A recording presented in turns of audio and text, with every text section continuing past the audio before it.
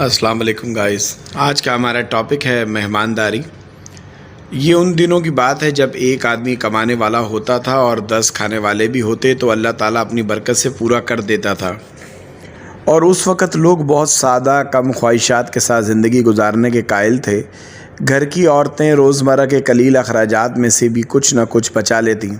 اس طرح مختلف آنے والے تہواروں کے موقع پہ اخراجات کی زیادتی کو پورا کیا جاتا، اور بعض مرتبہ گرمیوں کی چھٹیوں کے موقع پر ایک شہر سے دوسرے شہر اپنے پیاروں کو ملنے جانے کے لیے اپنی یہ جمع پونجی خرچ کی جاتی تھی۔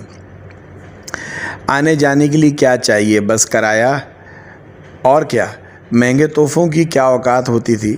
کسی کا اتنی دور سے آ جانا اپنے آپ سے بڑا تحفہ نہ تھا، اور جب اکانومی کلاس کی ٹکٹ ہو جاتی جسے بک کرانا ایک الگ مارکہ تھا، مگر جب یہ ہاتھ آ جاتی تو ایسے لگتا تھا کسی خزانے کی چابی ہاتھ آ گئی ہے۔ رات کو اکثر ٹکٹ نکال کر دیکھا جاتا، اس دن کا بے صبری سے انتظار کیا جاتا جس دن آپ اپنے پیاروں سے ملاقات کریں گے۔ اس طرح ہمارے رشتے کی ایک بہن اپنے بچوں سمیت اکثر گرمیوں کی چھٹیاں گزارنے راولپنڈی سے ہمارے گھر تشریف لاتی۔ ان کے 3 بیٹے 3 بیٹیاں تھیں۔ بڑے بیٹے سرفراز سے میری بہت دوستی تھی۔ ان کی امی اور بہنیں میری درمیانی پھپھو کے گھر رک جاتی، اور اس وقت تو مہمان سب کا مہمان ہوتا تھا۔ کہیں بھی کھا لیا، کہیں بھی سو لیا، سب کے گھر اس کے لیے ایک جیسے ہوتے تھے۔ دراصل کھانے پینے سے زیادہ باتیں کرنے کا مزہ آتا تھا، اور اکثر سرفراز میرے ساتھ میرے گھر آ جایا کرتا تھا۔ سرفراز کی اور میری خوب جمتی تھی۔ ہم لوگ ایک ساتھ گھنٹوں کھیلا کرتے تھے اور ایک ساتھ ہی سو جایا کرتے تھے۔ ہمارے گھر میں مہمانداری ہم سب بہن بھائیوں میں والد صاحب کی طرف سے، اور رکھ رکھاؤ ہماری والدہ کی طرف سے ہماری گٹی میں تھا، اور مجھ میں آخری چشم و چراغ ہونے کے ناطے کچھ زیادہ ہی تھا۔ اسی روایت کو مد نظر رکھتے ہوئے ہم نے اپنے دوست سرفراز کی گھومنے کی فرمائش پر اسے چڑیا گھر گھمانے کا پروگرام بنایا اور پیسوں کا انتظام کرنے لگے۔ گھر سے منسلک کارخانے کی کباڑ کی قربانی دی اور یک طرفہ کرائے کا انتظام اور کچھ کھانے پینے کا اخراجات کا بھی انتظام کر لیا۔ احتیاطاً اپنے 2 دوستوں کو بھی ساتھ لے لیا۔ ان کی صحت کا یہ عالم تھا کہ یہ میرے جیسے ایک بھائی میں سے نکل آ سکتے تھے۔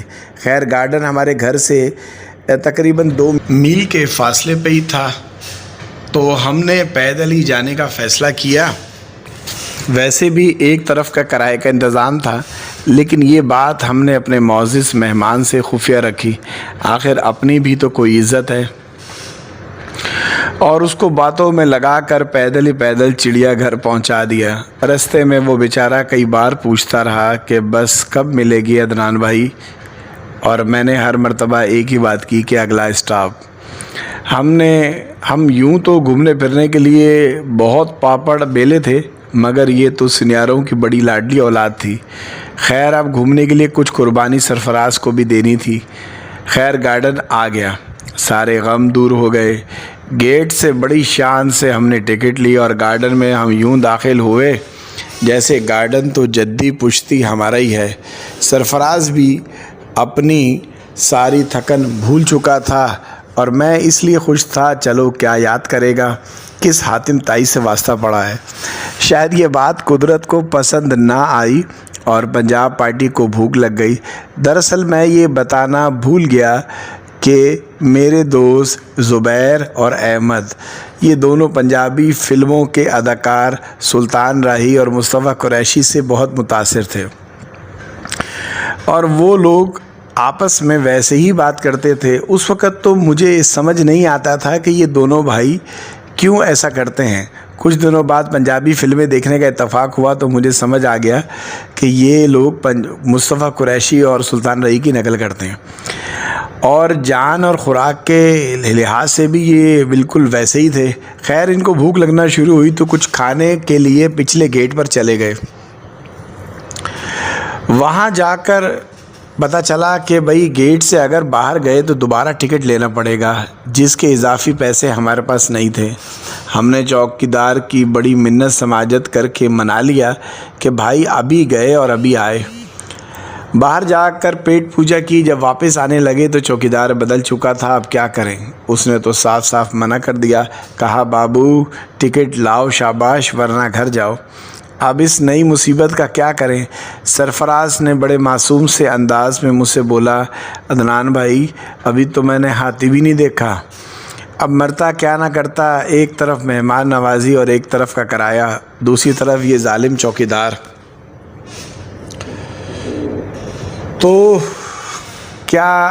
تو پھر جس نے پورے گیٹ سے توجہ ہٹا کر ہم چاروں کی طرف مرکوز کی ہوئی تھی، جیسے اسے کوئی اور کام نہیں تھا. خیر ہم نے مین گیٹ سے کھسک لیے اور چوکیدار کا دھیان بٹ جائے اور تو واپس اندر جائے. دیوار کے ساتھ ساتھ چلنا شروع ہو گئے. ابھی میں سوچ ہی رہا تھا تو آتے وقت گھومنے کے شوق میں سرفراز پیدل تو آ گیا، مگر اب اگر میں نے پیدل جانے کی بات کی تو شاید یہ رونا شروع ہو جائے گا. اس لیے اب اندر جانے کی ترکیب پر غور کرنا شروع کر دیا. اللہ نے بھی ہماری سن لی اور گارڈن کی دیوار کے ساتھ ایک درخت دیکھا جو سیدھا گارڈن کے اندر جانے کی دعوت دے رہا تھا. پھر کیا تھا، نہ آؤ دیکھا نہ تاؤ، بس سرفراز کو سب سے پہلے چڑھا دیا. مہمان جو تھا ایک منزل درخت پر جا کر اسے خیال آیا کہ اتنی اونچائی سے چھلانگ لگانا اس کے بس کی بات تو نہیں. وہ وہیں اپنی امی کو یاد کرنا شروع کر دیا. اتنے میں میری نظر اپنی طرف دوڑتے ہوئے چوکیدار کی طرف پڑی جو صرف آج ہم معصوم بچوں کے پیچھے پڑا تھا. میں نے سرفراز کو آواز ماری اگر تو نے چھلانگ نہیں ماری تو چوکیدار ڈنڈوں سے مارے گا. یہ سن کر سرفراز نے چھلانگ مارنے میں غنیمت جامی اور کود گیا. ہم ٹھہرے ماسٹر چھتیں کودنے میں پتنگیں لوٹنے کی پریکٹس نے آخر کب کام آئے گی. بس درخت پر چڑھنے ہی والا تھا کہ میری نظر پائی جان یعنی میرے دوست زبیر اور احمد کی طرف پڑی. یہ دونوں، ان کے بھی رنگ اڑے ہوئے تھے. ان کی وجہ چوکیدار نہیں تھا، ان کا مسئلہ ان کا وزن تھا. وہ گوشت کے پہاڑ تھے، ان کو درخت پر چڑھنے آنے کے لیے تو کرین درکار تھی. اب وہ اوپر کیسے چڑھتے؟ خیر دوست کے کام نہیں آئے گا تو کون آئے گا. میرے بڑے بھائی عمران نے کارخانے میں بوریاں اٹھوا کر مجھے اتنا مضبوط کر دیا تھا کہ ان پہاڑوں کو درخت پر چڑھا سکوں. آخر ان سب کو چڑھانے کے بعد میں بھی درخت پر چڑھ گیا.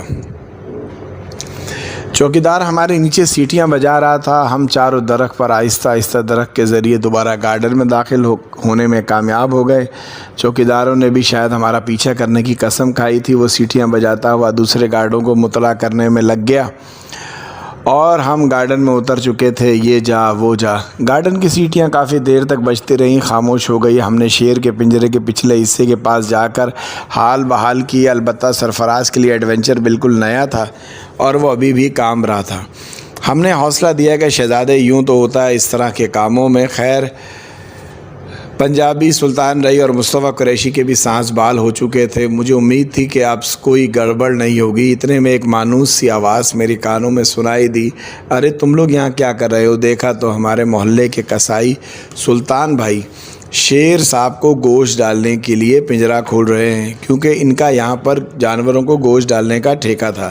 بس کیا تھا، میں نے دل میں اللہ کا شکر ادا کیا کہ چائے پانی کا انتظام ہو گیا ہے. بس اب سلطان بھائی کا انتظار ہی کر رہے تھے کہ میں نے پیچھے مڑ کے جو دیکھا تو شیر مجھے کچھ زیادہ ہی بڑا دکھائی دے رہا تھا. میں نے سرفراز کو کہا آج شیر زیادہ بڑا لگ رہا ہے. اتنے میں سرفراز نے زور سے رونا شروع کر دیا اور گلابی اردو میں بول رہا تھا ہائے اللہ میاں شیر کھل گیا بھائی، شیر کھل گیا. بس پھر کیا تھا، جو دوڑ لگی پورے چڑیا گھر میں بھاگ دوڑ شروع ہو گئی. دراصل سلطان بھائی گوشت ڈالنے گئے، ہم سے بات چیت کے دوران انٹرنل گیٹ بند کرنا بھول گئے اور دوسری طرف چلے گئے. تو وہ شیر اپنے اندر والے پنجرے سے نکل کر باہر کی طرف آیا لیکن مکمل باہر نہیں آیا. اللہ کی پناہ مصطفیٰ قریشی اور سلطان بھائی کہاں گئے کچھ پتہ نہیں. ہم دونوں کہاں تھے کچھ پتہ نہیں. میرے جوتے کہاں، ایک جوتا پیر میں اور ایک گم ہو گیا. بس افراتفری ایسی تھی کہ بیان کرنا ناممکن. کچھ دیر بعد جب شیر صاحب کو پچھلے گیٹ پہ ہی روک لیا گیا تو خیال آیا کہ بھائی زبیر اور احمد کہاں پر ہیں. تو میں نے دیکھا کہ زبیر مگرمچھ والے پل پر کھڑا زور سے پنجابی میں رو رہا ہے کہ میرا پرا ڈگ گیا، مگرمچھاں وچ ڈگ گیا. جو پنجابی میں مطلب یہ تھا اس کا اردو میں کہ میرا بھائی مگرمچھوں کے تالاب میں گر گیا۔